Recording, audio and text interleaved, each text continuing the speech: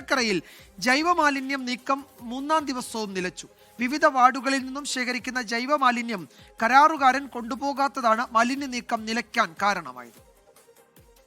തൃക്കാക്കര നഗരസഭയിൽ ജൈവമാലിന്യം നീക്കം ചെയ്തിട്ട് 3 ദിവസമായി. മാലിന്യം നീക്കാതായതോടെ പൊറുതിമുട്ടി പ്രദേശവാസികൾ. 3-ാം ദിവസവും തൃക്കാക്കര നഗരസഭയിൽ മാലിന്യ നീക്കം നിലച്ചു. കരാറുകാരൻ ജൈവമാലിന്യങ്ങൾ നീക്കം ചെയ്യാത്തതോടെ പ്രദേശവാസികൾ ബുദ്ധിമുട്ടിലായി.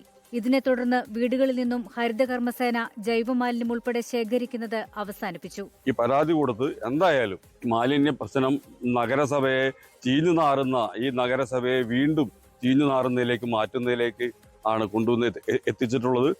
ഭരണാധികാരികൾ ഇതിനെതിരെ കണ്ണു തുറന്നില്ലെങ്കിൽ ശക്തമായ പ്രക്ഷോഭം ഈ പ്രദേശത്ത് ഇനിയും നാളെ മുതൽ ഇവിടെ വേസ്റ്റ് പോലും എടുക്കാൻ ഞങ്ങൾ സമ്മതിക്കാത്ത രീതിയിലേക്ക് മാറേണ്ട ഗതിയിലേക്ക് വരും.